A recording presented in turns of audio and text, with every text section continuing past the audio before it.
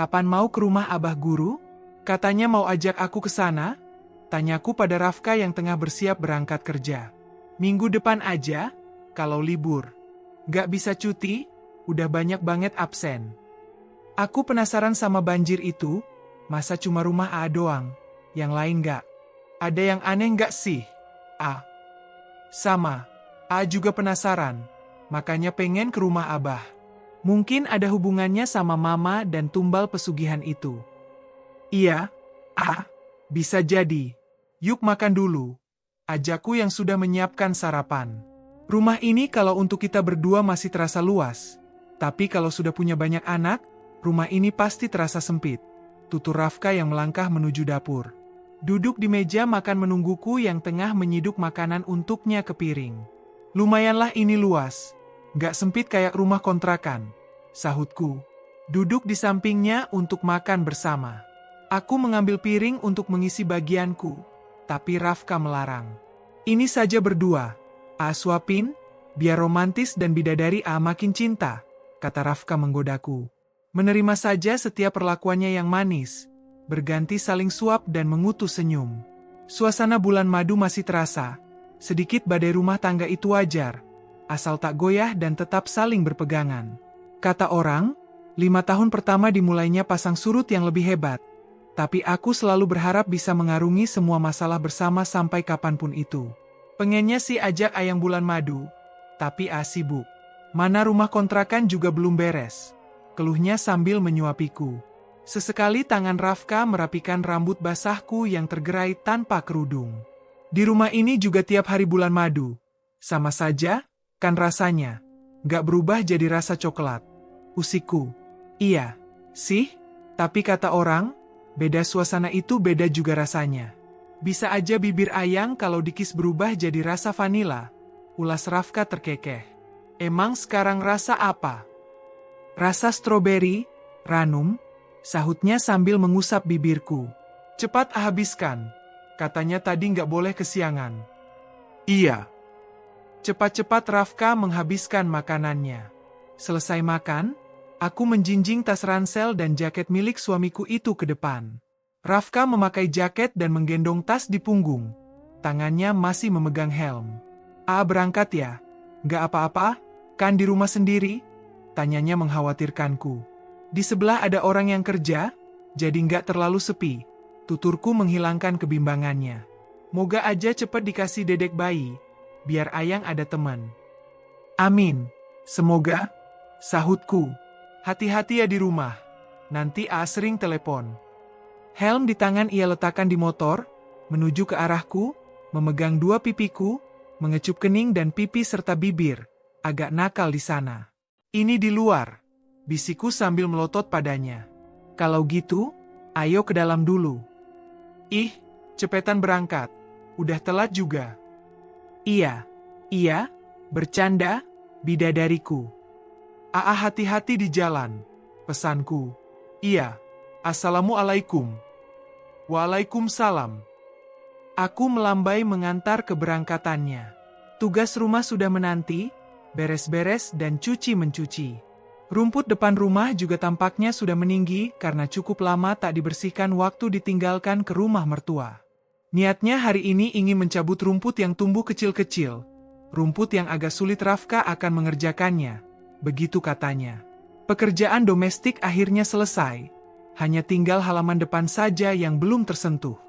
Mengambil jilbab, memakainya lalu menyapu halaman depan sambil mencabuti rumput. Menggemburkan tanah dalam pot dan menyiramnya. Tengah sibuk membersihkan rumput, ada yang datang menghampiri. Assalamualaikum. Aku menoleh pada perempuan yang memberi salam. Waalaikumsalam, jawabku sambil berdiri. Panas matahari sudah mulai terik. Keringat mengucur dari pelipis.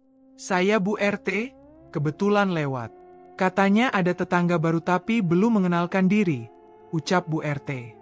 Aku mendekat mengulur tangan mengajak salaman. Iya, Bu. Belum sempat, tapi kalau surat-surat keterangan sudah suami saya antar ke Pak RT. Kan, Bu? Oh, yang semalam datang bukan? Siapa ya namanya? Bu RT tampak berpikir. Mengingat-ingat. Rafka, Bu. Ah, iya, kalau nggak salah itu namanya. Tinggi, kurus, putih ganteng, kan? Aku tersenyum mendengar penuturan Bu RT. Iya, Bu. Nanti biar makin dekat dan akrab sama warga, bisa kumpul di pengajian mingguan. Ada yang tiap hari Rabu, Sabtu, kalau di masjid sini tiap hari Minggu pagi, malamnya untuk laki-laki, yang ceramahnya masih ustadz yang sama. Terangnya. Dari gaya bicara Bu RT di sini lumayan ramah. Iya, insya Allah, Bu. Ya sudah, saya pulang dulu. Nggak masuk dulu, Bu? Ajakku. Nggak, ini kebetulan lewat saja. Sekalian mampir karena lihat ada orangnya. Biasanya kan kosong. Kalau gitu saya pulang dulu. Aku angguk. Selama tinggal di sini memang belum bisa berkenalan atau bertegur sapa dengan warga. Karena sibuk di rumah mertua. Tapi hati-hati, punya suami ganteng harus dijaga. Di sini itu ada perempuan yang ahli sihir, memikat laki-laki. Hati-hati saja. Bu RT yang belum langkah jauh, balik lagi mengajak bicara. Ahli sihir. Aku bertanya tak paham. Itu sebutan aja. Saking ibu-ibu di sini kesel sama dia, makanya disebut perempuan sihir. Sampai lakinya bawa tuh perempuan ke rumah. Anehnya istrinya tunduk, nggak marah. Bukan seorang dua orang yang sudah kena. Iya, Bu. Terima kasih informasinya. Perempuan yang usianya seperti tak jauh dari ibuku itu tersenyum, lalu melenggang menjauh. Perempuan sihir? Aku menggeleng, belum pernah mendengar hal itu sebelumnya. Ada-ada saja. Rumput yang kucabut belum habis semua. Masih banyak terutama rumput liar. Karena panas sangat menyengat, aku memutuskan menghentikan pekerjaan. Masuk ke rumah untuk beristirahat, ingin mandi melepas gerah sebelum zuhur tiba. Baru mengambil handuk, terdengar dari sebelah riuh suara orang ramai berbicara. Menajamkan telinga untuk mendengarkan apa yang terjadi. Rasa penasaran ingin tahu apa yang terjadi, aku menaruh handuk dan gegas keluar. Di teras rumah tengah mengunci pintu terdengar suara perempuan memekik histeris. Makin penasaran, aku berlari ke sana. Kerumunan warga semakin banyak, begitu juga yang berdatangan semakin membludak. Rumah kontrakan yang belum rampung itu pun dipenuhi warga. Aku mendekati salah satu ibu-ibu yang ikut berkerumun tak jauh dari pagar rumahku. Ada apa, Bu? Tanyaku agak panik ingin tahu ada kejadian apa. Ada orang jatuh dari bangunan, jawab ibu itu. Bukan main aku terkejut mendengar ucapan ibu itu. Orang jatuh? Siapa? Kayaknya yang kerja. Nggak tahu kenapa katanya tiba-tiba jatuh. Astagfirullah. Terus gimana, Bu? Orangnya baik-baik saja. Belum tahu, itu masih di dalam, diperiksa sama warga. Ya Allah, ada apa ini? Aku berlari ke dalam rumah, mengambil telepon genggam, dengan panik memanggil Rafka. Memberitahukan kejadian saat ini di rumah kontrakan kami yang belum selesai dibangun. Rafka berkata akan pulang di jam istirahat. Ia kerja setengah hari. Pada zuhur Rafka pulang, ia terdengar panik. Tanpa masuk rumah, ia langsung mengajakku ke salah satu rumah warga yang kecelakaan tadi. Sebelum itu, minta antar pada salah satu warga yang Rafka percaya mengurus jalannya bangunan. Orang yang jatuh itu siapa, Pak? Tanya Rafka sambil terus berjalan. Mang Kasim, A. Orang itu menyebut Rafka dengan sebutan AA. Usia laki-laki itu memang lebih tua, mungkin seusia bapakku, tapi sebutan AA di sini untuk lebih umum sebagai menghormati, karena Rafka dianggap sebagai majikan. Kenapa bisa jatuh, Mang? Apa dia lagi sakit terus maksain kerja? Nggak, tadi pagi masih sehat, tapi pas lagi mau pasang acian, naik esteger itu, langsung saja dia nyungsep. Ungkap laki-laki yang bernama Yana itu dengan logat bahasa Sunda yang pekat. Apa sudah dibawa ke rumah sakit? Nggak, tadi MAH masih dikerumuni sama warga aja di rumahnya. Kami pun cepat-cepat berjalan ke sana. Keadaan rumah itu tampaknya makin riuh. Ramai yang berbicara entah membahas apa. Ada apa ini, Kang? Tanya Mang Yana pada salah satu warga.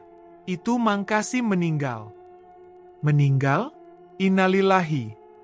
Setelah mengucap salam, Aku dan Rafka izin masuk rumah yang tampak dikerumuni ramai orang. Suara tangisan dan raungan itu juga membuat keadaan makin ramai. Bu, gimana kalau kita bawa ke rumah sakit? Kita cari tahu penyebab kematian Mang Kasim, saya akan tanggung jawab. Ajak Rafka memberi tawaran. Aku juga ingin tahu apa penyebab pasti kematian laki-laki itu. Nggak usah. Orang sudah meninggal. Kalau mau tanggung jawab tinggal urus jenazahnya saja, celetuk salah satu warga yang tengah memeluk istri Mang Kasim. Mungkin itu saudaranya. Tapi, Bu, kita harus tahu penyebab pasti kematiannya. Soalnya Mang Kasim kerja di tempat saya. Biar semua jelas. Rafka berusaha meyakinkan. Kalau kami bilang nggak usah ya nggak usah. Kasihan jenazahnya, sama saja disiksa. Sanggah perempuan itu. Sudah, bisikku. Tak perlu memaksa jika mereka tak mengizinkan. Ya sudah, Bu. Saya dan istri turut berbelasungkawa. Soal pemakaman dan acara tahlil, saya akan bantu sebisanya. Moga ibu yang ditinggalkan, dikuatkan hati, tutur Rafka. Saya sudah larang si bapak kerja di sana. Dulu juga bangunan di situ sampai dibongkar. Tapi si bapak nggak mau dengar. Cetus istri almarhum masih sambil menangis. Iya, kenapa kamu juga nggak tanya-tanya dulu? Main bangun rumah aja. Tanah itu angker. Ucap perempuan satunya lagi. Rafka mendengkus. Mengembuskan napas berat. Selesai mengobrol tentang mengurus jenazah, kami keluar melegakan pernapasan yang terasa sesak. Wajah itu kembali muram. Baru beberapa hari ia ceria. Kini hadir pula masalah lain. Sabar. Itu bukan salah kita. Namanya juga musibah. Ucapku mengusap punggungnya. Lelah pulang kerja tak ia rasa.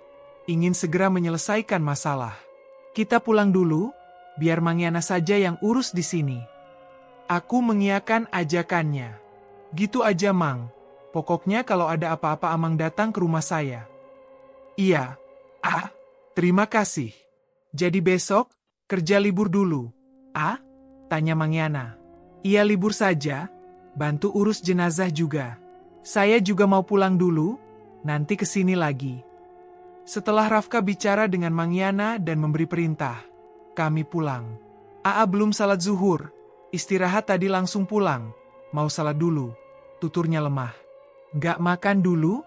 Kalau lapar bisa makan dulu, tawarku. Nggak usah, nanti saja. Rafka berangkat ke masjid, sementara aku menyiapkan makan siang untuknya. Memasak menu sederhana, Rafka juga tak banyak menuntut soal makan. Apa saja yang aku hidangkan akan ia santap. Mau ikut menguburkan? Tanyaku yang menyalaminya sepulang dari masjid. Iya, ikut kuburkan nanti. Tadi kata warga yang ada di masjid, jenazah masih menunggu anaknya yang kerja di kota. Kalau gitu, makan dulu. Rafka memeluk, terasa dari embusan napas yang ia tarik dalam-dalam, ingin melepas beban yang terus merundung.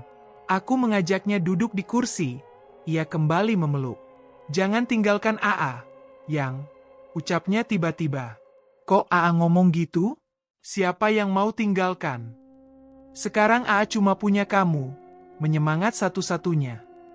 Gimana bisa aku ninggalin Aku nggak akan kemana-mana, aku di sini buat Pelukannya semakin erat, aku tahu hatinya masih dalam keadaan berduka ditinggal seorang ibu, ditambah pula kejadian ini, seakan membuka kembali celah kesedihan itu.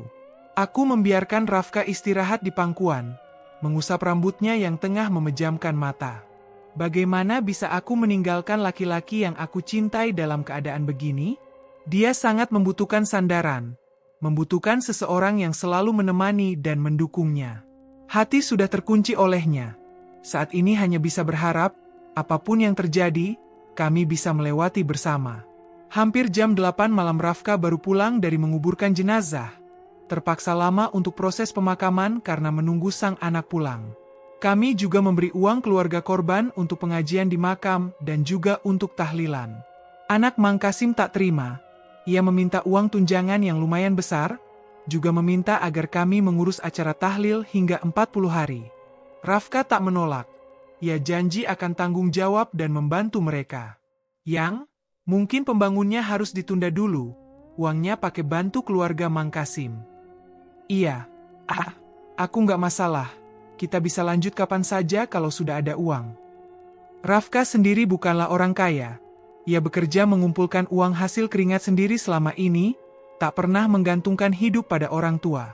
Orang tuanya memanglah memiliki harta, tapi Rafka sudah terbiasa hidup mandiri. Uang tabungan yang ia kumpulan terpaksa digunakan untuk memulasara jenazah. Mau bagaimana lagi, mau ataupun tidak, Rafka harus membantu dan bertanggung jawab. Malam ini, Mangyana mampir ke rumah. Ada yang ingin ia bicarakan. Berbasa-basi sambil ngopi dan merokok, dua laki-laki itu bicaranya mulai serius. Aku yang mendengarkan di kamar sengaja menghampiri ingin tahu. Jadi maksud Amang, kematian Mang Kasim itu ada kejanggalan. Iya. Soalnya saya lihat mulutnya mengeluarkan busa. Paling tidak, itu tanda keracunan. Itu kejadiannya gimana? Coba ceritakan lagi. Pagi datang ke bangunan. Seperti biasa langsung kerja, tapi pas jam 10, kan biasa istirahat ngopi. Istrinya datang bawa gorengan. Kita juga makan gorengan itu sama-sama. Kata si Ujang, istrinya bikinin kopi, udah gitu pulang. Waktu Mang Kasim di atas, langsung jatuh dan kejang-kejang. Mulutnya ada busanya. Terang Mangyana panjang lebar. Busa dari mulut. Iya. Kok bisa? Rafka menatapku dan Mangyana bergantian. Kalau kata si Ujang yang deket sama Mang Kasim, ada kemungkinan istrinya dendam, tapi nggak tahu juga. Takut salah ngomong, ulas Mangyana tak berani berasumsi. Dendam? Kenapa bisa dendam pada suami sendiri? Kita jangan suudzon dulu, belum ada bukti, ulas Rafka. Iya. Cuma aneh saja. Orang sehat, tiba-tiba jatuh sama mulutnya berbusa. Mangyana masih dengan kecurigaannya. Mungkin Mang Kasim punya riwayat sakit jantung, makanya meninggal mendadak. Selaku agar sama-sama tak berpikir suudzon pada siapapun sebelum ada bukti. Walaupun dalam hati omongan Mangyana itu menimbulkan teka-teki dan tanda tanya.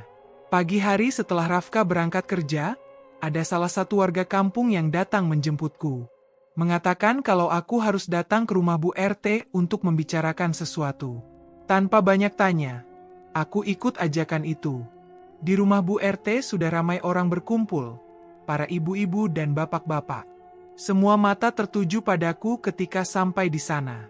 Sekadar berbasa-basi, aku bertanya kabar dan menyalami mereka.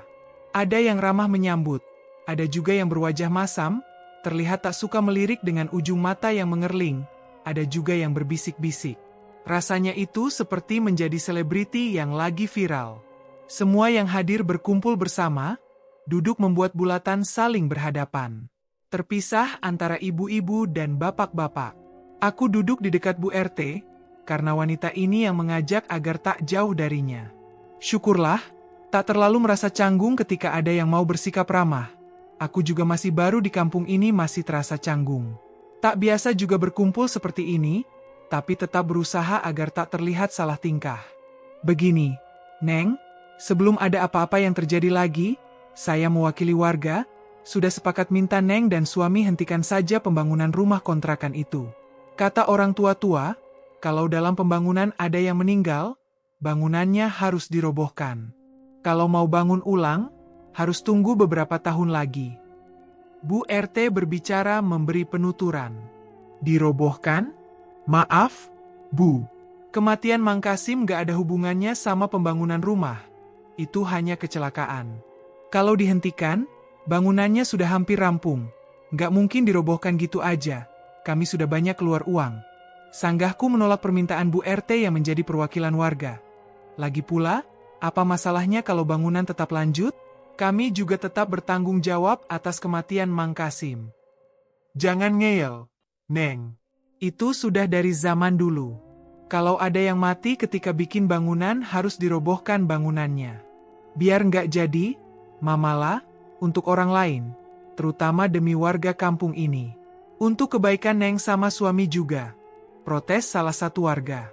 Tak mungkin aku mau menurut begitu saja. Susah payah Rafka membangun dan mengumpulkan uang untuk pembangunan rumah kontrakan. Bagaimana perasaannya jika tiba-tiba harus dirobohkan? Kalau kamu nggak bisa, biar kami saja yang robohkan bangunan itu, jangan cari masalah di sini, kamu warga baru, harusnya ikut aturan. Salah satu dari warga ada yang menengking padaku dengan tatapan sinis. Sudah, Dim, tenang jangan emosi, tegur salah satu warga pada laki-laki yang bicara padaku dengan berapi-api. Gimana aku bisa tenang? Mang, bapak aku mati di bangunan itu, giliran diajak musyawarah malah menolak. Mereka harusnya ikut aturan, bukan membantah. Sahutnya dengan mata memerah dan tangan dikepalkan. Seketika suara warga menjadi riuh, berbicara sesama sendiri menyuarakan pandangan masing-masing. Maaf bapak dan ibu, saya bukan gak mau nurut, tapi izinkan saya bicarakan dulu masalah ini sama suami. Dia masih kerja, jadi saya nggak bisa begitu saja ambil keputusan. Aku berusaha menenangkan warga yang mulai naik angin. Baiknya begitu saja, Neng. Bicarakan dulu sama suami, nanti kita bicarakan lagi soal ini. Semua untuk kebaikan bersama, jangan sampai ada musibah setelah bangunan itu dibangun. Ulas Bu RT tak memihak. Bapak sama ibu-ibu, kita kasih Sineng waktu, biar ngobrol dulu sama suaminya. Seru Bu RT pada warga. Aku terpaksa mengiyakan, tak ingin berdebat dengan warga. Rasanya tak masuk akal saja jika hanya karena musibah sampai harus meruntuhkan bangunan yang sudah hampir rampung. Bahkan sampai diadakan rapat seperti ini. Belum juga lama Rafka bisa tersenyum dari kematian ibunya. Sekarang timbul masalah lain pula. Selanjutnya rapat ini membicarakan tentang 40 harian kematian Mang Kasim. Anaknya yang tadi bicara kasar mengajukan permintaannya agar acara dilaksanakan sebagaimana mestinya adat kampung. Harus ada masak besar, karena terakhir mendoakan almarhum, begitu katanya. Bagiku ini sangat rumit. Di kampungku sendiri sudah sangat mengerti bahwa ini hanya adat, bukan kewajiban. Bagi siapa yang tak mampu, tak harus memaksakan apalagi membebankan.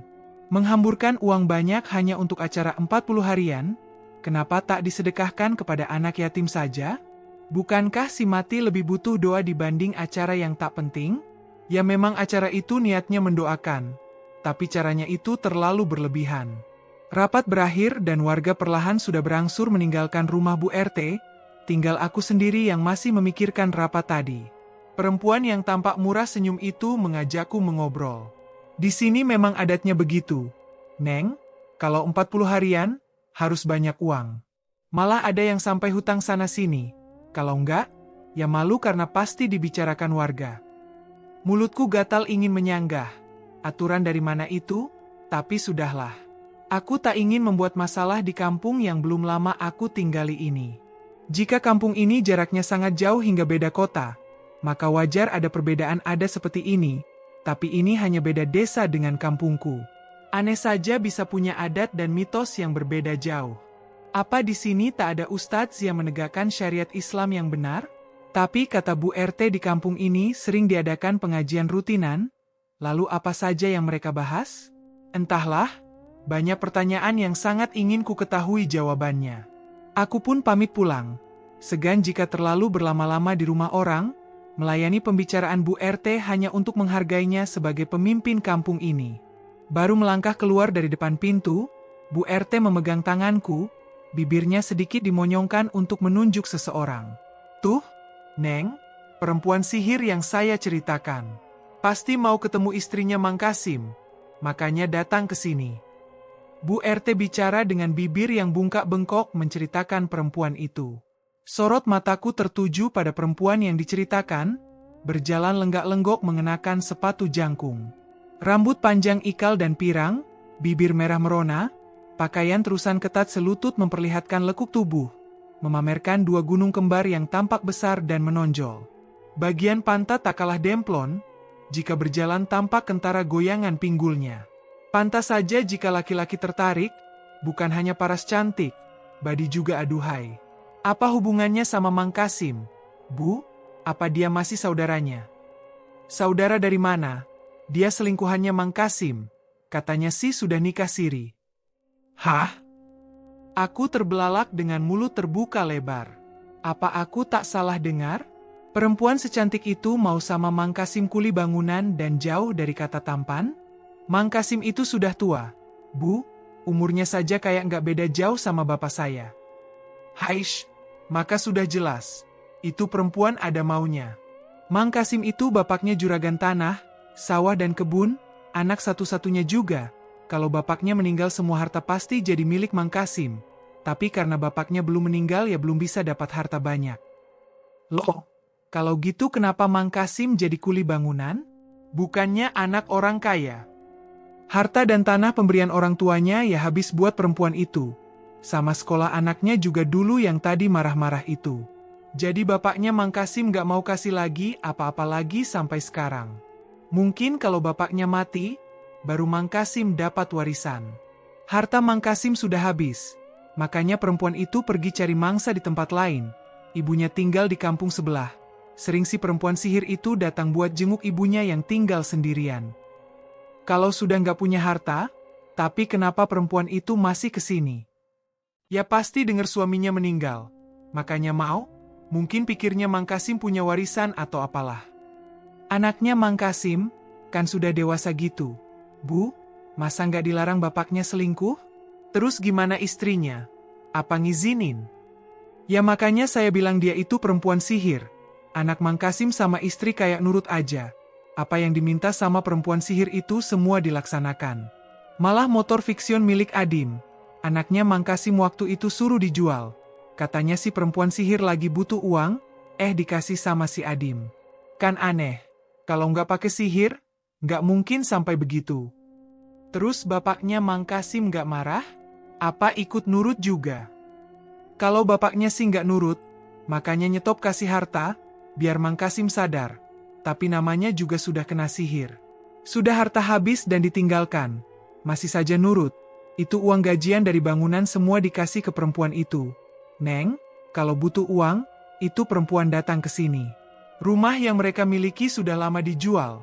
Itu sekarang mengontrak. Bukan cuma istrinya, keluarga istri ikut-ikutan kena sihir. Gak bisa marah atau kasih solusi, nurut aja semua. Astagfirullah. Kok ngeri ya, Bu? Aku bukan ingin bersudzon, tapi kata-kata Bu RT ada benarnya. Mengusap dada sambil beristighfar. Di zaman yang semakin maju, ada saja manusia yang sanggup melakukan segala cara demi mendapat isi dunia. Semoga saja, aku dan Rafka dijauhkan dari perempuan sebegitu. Pokoknya hati-hati, suami Neng ganteng, punya kerjaan bagus. Jangan sampai ditikung sama perempuan sihir itu. Suruh suaminya rajin ke pengajian mingguan. Kalau malam, biar dekat sama Pak Ustadz. Saya juga paksa suami ikut pengajian. Jaga-jaga biar nggak kena sihir perempuan itu. Nauszubillah, Bu. Aku bergidik mendengar nasihat Bu RT. Seharusnya ke pengajian itu mencari dan menambah ilmu tentang agama. Bukan karena takut gara-gara perempuan itu. Ya, tapi wanita mana yang rela jika suami direbut perempuan lain? Malah sampai kehilangan kesadaran, jangankan marah dan mengamuk, ini malah dengan rela menerima. Apa Ustadz di sini nggak tahu, Bu? Kalau nggak tahu sih nggak mungkin, tiap hari jadi trending topik di kampung ini itu si perempuan. Mungkin saja Pak Ustadz nggak mau ikut campur kalau nggak ada yang datang minta tolong. Lagian cuma Ustadz biasa saja, bukan ahli pengobatan sihir. Kalau sekelas Ustadz biarpun bukan ahli dalam bidang sihir, biasanya punya ayat pelindung dari sihir seperti itu, Bu. Ya bisa jadi cuma untuk dirinya dan keluarganya. Kalau untuk orang lain, apalagi nggak datang minta tolong, nggak mungkin mau ujuk-ujuk. Iya juga sih. Ya udah, Bu, saya pamit. Assalamualaikum. Waalaikumsalam. Ya hati-hati, Neng. Berjalan pelan sambil memikirkan segala keanehan yang tengah terjadi di kampung ini, ada rasa bimbang juga. Apa harus aku mengajak Rafka pindah? Tapi rasanya tak semudah itu. Perlu biaya lagi untuk membangun atau membeli rumah di tempat lain. Kamu orang mana? Kok aku baru lihat di kampung ini? Astagfirullah. Tengah berjalan sambil melamun, disapa tiba-tiba, jantung seperti mau lepas. Mataku terbelalak, perempuan yang disebut sebagai perempuan sihir oleh Bu RT tadi tengah berjalan seiring dengan langkahku. Aku hanya mengurut dada, masih terkejut dan belum bisa menjawab. Kenapa kaget begitu? Aku bukan hantu. Enggak. Maaf saya buru-buru. Langkah dipercepat menghindari perempuan itu. Tak peduli bagaimana ia berpikir tentangku, hanya ingin cepat menjauh. Tak langsung memberitahukan masalah ini ketika Rafka pulang. Aku mengajaknya bicara dan bermanja agar ia lepas dari lelah dan penat selama bekerja. Mengajaknya makan sambil berbincang ringan. Melihat senyumnya, rasa tak tega mengatakan masalah ini, tapi aku tak mungkin merahasiakan dari Rafka, cepat atau lambat, dia harus tahu juga. Sambil berbaring dan bercanda di kamar, aku memulai pembicaraan lebih serius soal rapat tadi. Dengan nada suara yang tenang, aku mengatakan semua pada Rafka. Dirobohkan? Maksudnya gimana? Iya, katanya kalau bangunan ada warga yang meninggal pas lagi kerja, harus dirobohkan dan bangun ulang. Itu juga nanti beberapa tahun lagi setelah kejadian. Gak masuk akal. Apa hubungannya bangunan sama kematian? Kalau gitu kita rugi banyak. Sudah harus tanggung jawab. Sekarang harus merobohkan bangunan. Rafka terdengar kesal dengan permintaan warga. Biar nanti bicara sama warga. Budaya atau mitos apa yang mereka pegang sampai berpikir sejauh itu, padahal sangat merugikan orang lain. Katanya biar kita aman. Aku juga nggak percaya soal mitos seperti itu, makanya ajak bicara soal ini buat cari solusi. Gak usah ditanggapi dulu, biar saja. Bangunannya juga belum bisa dilanjut, jadi biarkan saja. Nanti kalau libur, ngobrol sama mereka. Iya, aku nurut saja. Aku mengusap-usap lengannya agar dia tenang. Aku mengenal Rafka dalam waktu yang singkat. Yang aku tahu selama bersamanya, ia sangat baik. Semoga saja Rafka bisa menahan amarahnya pada warga gara-gara masalah ini. Bukan uang sedikit yang sudah dikeluarkan untuk bangunan itu, tak mungkin begitu saja meruntuhkan, karena kami yang banyak dirugikan. Sangat mengerti kekecewaan yang dirasakan suamiku saat ini. Apa, sayang? Rafka memiringkan tubuhnya menghadapku. Percaya nggak? Katanya di kampung ini ada perempuan sihir. Perempuan sihir? Maksudnya dukun?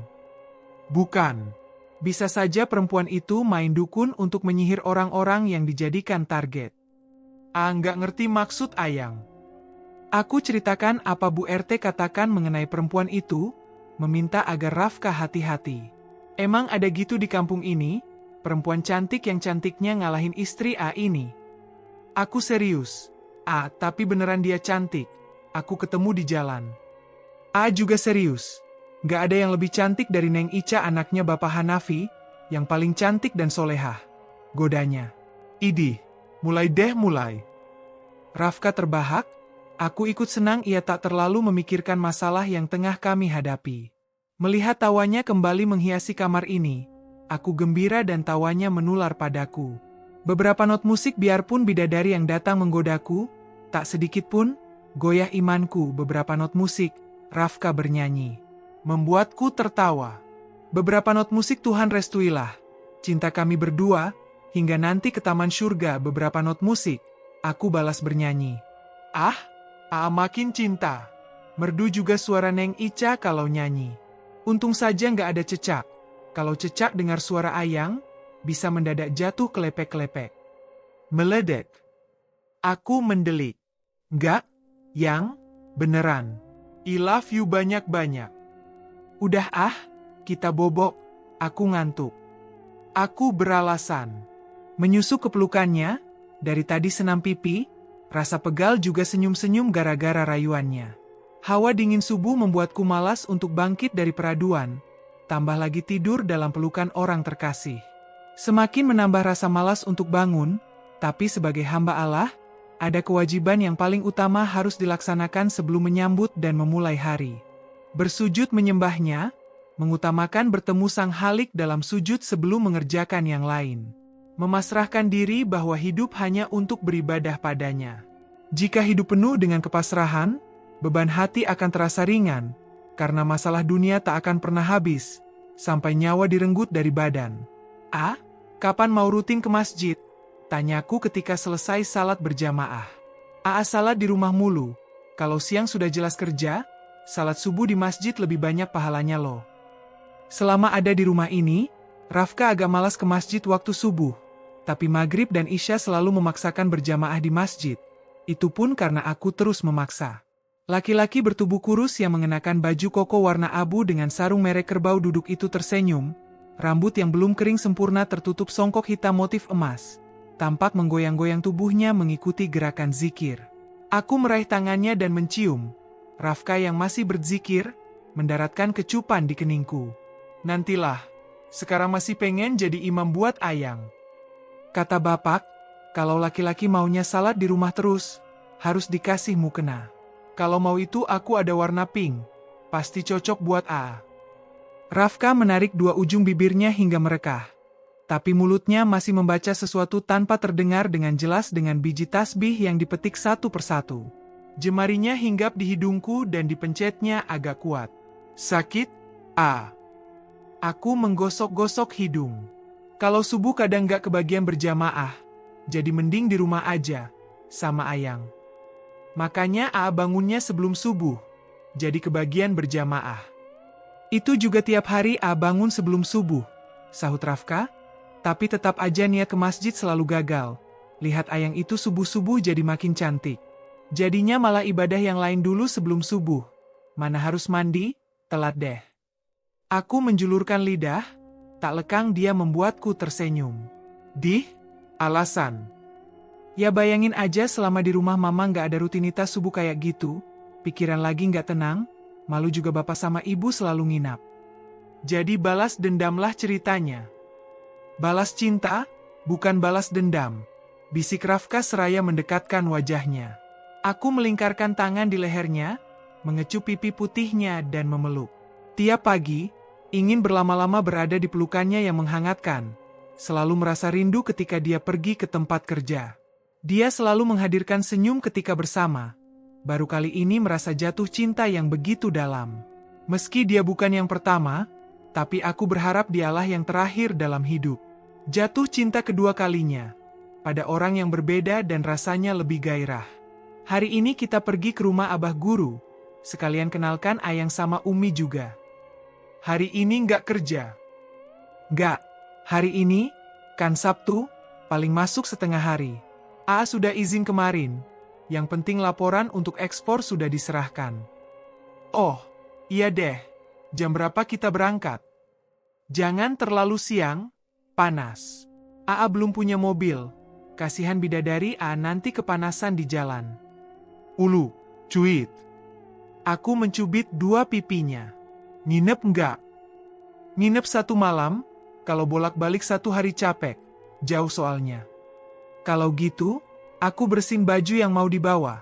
Ucapku sambil membuka mukena. Rafka angguk. Biar AA yang bikin sarapan. Wah, beneran? Makin cuit. Demi Ayang, AA rela nyebrang lautan, rela terbang ke angkasa. Idih, gayanya, minum kopi panas aja masih ditiupin. Ledekku. Ya maksudnya menyeberang lautan pakai kapal, terbang di angkasa pakai pesawat. Sahut Rafka tak mau kalah. Aku terkekeh. Bagaimana jika hariku tanpa Rafka? Pasti sunyi. Sampai lupa nggak kasih tahu Abah Guru sama Kiai soal kematian Mama. Iya, ya. Aku juga nggak inget ke sana. Apa nggak ada yang bisa dihubungi di sana? Ada sih. Umi pegang HP tapi cuma buat panggilan penting. Atau untuk para santri yang ingin menelepon keluarga. Nggak boleh santri bawa HP soalnya. Abah sama Kiai apalagi, nggak pernah pegang HP kalau bukan untuk urusan mendadak. Tapi memang nggak ingat. Berarti Abah beda sama Ustadz zaman sekarang ya. Bisa memanfaatkan media elektronik untuk dakwah. Banyak itu di radio, TV, malah sekarang di YouTube dan media sosial lainnya digunakan untuk berdakwah. Iya ada bagusnya juga begitu, memanfaatkan media sosial, karena orang sekarang juga lebih banyak habiskan waktu sama HP. Abah dan Kiai itu nasauf jadi nggak ikut-ikutan gunakan media elektronik sama media sosial untuk dakwah. Di masjidnya juga dilarang pakai pengeras suara, tapi nggak larang Umi pegang HP untuk kepentingan umum. Untuk pendaftaran ruqyah juga ada adminnya khusus untuk komunikasi lewat HP dan media sosial. Abah sama Kiai fokus mengajar dan mendidik juga meruqyah. Cetus Rafka. Jadi Abah nggak kuku melarang menggunakan benda itu selagi bermanfaat. Gitu ya? Iya. seperti ada bidangnya dan bagiannya masing-masing. Cuma mereka memang hidup sederhana. Sering diajak ke rumah Umi, gak ada alat elektronik yang bisa menghasilkan gambar dan suara di sana, kecuali alat masak dan elektronik lain yang memang dibutuhkan. Aku antusias mendengarkan cerita Rafka. Kalau di kampung pelosok memang masih ada pesantren yang seperti itu. Kata Rafka, pesantren Abah Guru bukan pesantren besar, biasa saja, karena niat awal mengajak warga kampung yang masih belum tersentuh kesempurnaan agama. Makanya beliau sengaja membangun pondok jauh di pelosok kampung dan tempatnya pun jauh dari hingar-bingar maupun riuhnya perkotaan. Jam 8 pagi, kami sudah siap untuk bertolak. Menyalakan lampu teras karena kami akan menginap. Tak lupa Rafka memeriksa pintu dan jendela. Gusar jika ada yang lupa belum terkunci. Setelah bawaan diperiksa kembali, kami berangkat. Peluk erat-erat ya. Biar kayak yang lagi pacaran. Dasar. Di jalan saja masih sempat mengusik. Aku menyandarkan kepala di punggung Rafka sambil memeluk erat sesuai permintaannya. 2 jam lebih menempuh perjalanan dengan beberapa kali berhenti karena pegal. Akhirnya kami sampai di sebuah pondok pesantren tempat Rafka diruqyah dulu. Para santri yang masih mengenal Rafka antusias menyambut dan bertanya kabar. Salah satu dari mereka diperintahkan mengabarkan kedatangan kami ke rumah utama. Pondok pesantren yang jauh dari kata megah, sederhana tapi asri dengan pemandangan pinggiran hutan, ada saung yang dibuat dari bambu dan kayu. Tampak anak-anak santri laki-laki berkumpul di salah satu saung yang menghadap ke kolam, kata Rafka mereka tengah hafalan. Sedangkan santri putri tempatnya berbeda, berada di dekat rumah utama. Jadi santri putra dan santri putri sama sekali tak bisa bertemu, karena tempat memang sengaja dipisahkan dan lumayan jauh. Assalamualaikum, Bang, apa kabar? Tanya seorang laki-laki menghampiri. Pakaian lengkap khas santri, tapi rambut agak panjang yang kutafsir usianya lebih muda dari Rafka. Waalaikumsalam, alhamdulillah baik, bro, gimana kabar lo? Sehat? Mereka pun basa-basi dengan bahasa gaul sambil tertawa. Mataku terbelalak. Aku pikir kalau santri atau orang pesantren bicaranya, ana antum, ahi uhti seperti yang sering kudengar. Ternyata mereka bahasanya gaul, tapi pakaian tetap sopan. Bersambung.